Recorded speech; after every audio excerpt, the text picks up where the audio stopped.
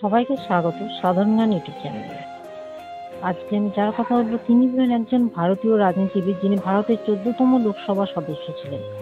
তিনি পশ্চিমবঙ্গের হাওড়া নির্বাচনী এলাকায় প্রতিনিধিত্ব করেছিলেন এবং ভারতের কমিউনিস্ট পার্টি রাজনৈতিক দলের সদস্য ছিলেন। স্বদেশ চক্রবর্তী স্বদেশ চক্রবর্তী হাওড়া পৌর কর্পোরেশনের মেয়র ছিলেন। তিনি 2 ডিসেম্বর 2024 সালে 80 বছর বয়সে মারা যান। হাওড়ার প্রাক্তন সিপিএম সাংসদ ছিলেন স্বদেশ চক্রবর্তী। পরিবার সূত্রে খবর ছিল দীর্ঘদিন ধরে তিনি বার্ধক্যজনিত অসুখে ভুগছিলেন এবং 80 বছর বয়সে তিনি শেষ নিঃশ্বাস ত্যাগ করেছেন। 1961 সালে ছাত্র আন্দোলনের মধ্যে দিয়ে বাম রাজনীতির সংস্পর্শে ছিলেন স্বদেশ চক্রবর্তী। সেই সময় তিনি পুলিশের হাতে ধরা পড়ে লালবাজারে সেন্ট্রাল লকআপে ছিলেন। রাজবন্দী জীবন কাটিয়েছেন তিনি প্রেসিডেন্সি জেলেও।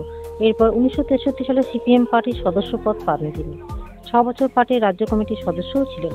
এছাড়া হাওড়া জেলা কমিটি ও জেলা সম্পাদক মণ্ডলীর সদস্যও ছিলেন স্বদেশ চক্রবর্তী।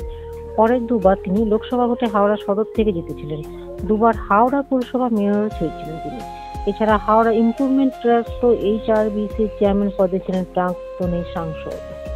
প্রয়াত হাওড়ার প্রাক্তন সাংসদ ও হাওড়া পুর নিগমের প্রাক্তন মেয়র স্বদেশ চক্রবর্তী সোমবার 1943 সালে 22 ডিসেম্বর বাংলাদেশের খুলনা জেলায় জন্মগ্রহণ করেন স্বদেশ চক্রবর্তী। 1961 সালে ছাত্র আন্দোলনের মাধ্যমে দলীয় রাজনীতিতে তিনি পা রাখেন। 1963 সালে পার্টির সদস্যপদ লাভ করেন তিনি। তার পরিবারের সদস্যরা সিপিএম পার্টির সাথে যুক্ত। তার স্ত্রী পুষ্প চক্রবর্তী 1971 সালে সিপিএম পার্টির সদস্য অর্জন করেন। তার কন্যা 2003 থেকে 2013 সাল পর্যন্ত হাওড়া পুরসভার কাউন্সিলর হিসেবে কাজ করেছেন। স্বদেশ চক্রবর্তী সরাসরি ছাত্র আন্দোলনে যারা নিয়ে এসেছিলেন তারা ছিলেন প্রয়াত নন্দগোপাল ভট্টাচার্য ও রণজিৎ গুহ।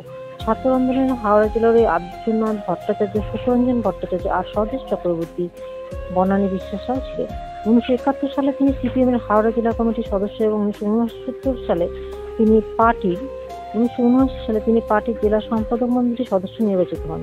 দীর্ঘ 6 বছর স্বদেশ চক্রবর্তী পার্টির রাজ্য কমিটির সদস্য ছিলেন। একদিকে সংশোধনবাদী রাজনীতির আক্রমণ, অপরদিকে তিনি দালাল বলে প্রতিক্রিয়াশীলদের শারীরিক আক্রমণ মোকাবেলা করেই তার এগিয়ে যাওয়া।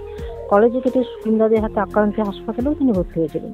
পুলিশের হাতে গ্রেপ্তার হয়ে লালবাজার সেন্ট্রাল লকআপে তিনিও কয়েকদিন কাটিয়েছিলেন। আবার বিনা বিচারেও গ্রেপ্তার হয়ে প্রেসিডেন্সি জেলে রাজবন্দী জীবন কাটিয়েছেন।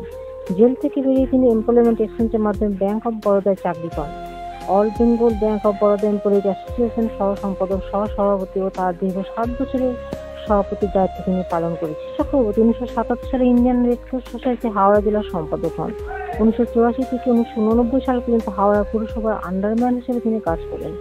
1989 থেকে 1998 সাল পর্যন্ত তিনি হাওড়া পুরসভার মেয়র হিসেবে দায়িত্ব পালন করেছিলেন। এছাড়াও হাওড়া ইমপ্রুভমেন্ট ট্রাস্টের চেয়ারম্যান হিসেবে 1980 থেকে 2009 পর্যন্ত তিনি দায়িত্ব পালন করেছেন। এছাড়াও 2000 থেকে 2009 সাল পর্যন্ত তিনি HRBC চেয়ারম্যান ছিলেন। 1999 সাল থেকে 2009 সাল পর্যন্ত হাওড়া সদর লোকসভা কেন্দ্রের সাংসদ নির্বাচিত হন। সাংসদ থাকাকালীন লোকসভার বিভিন্ন গুরুত্বপূর্ণ কমিটির সদস্য ছিলেন। তিনি সদস্য ছিলেন স্বদেশ চক্রবর্তী।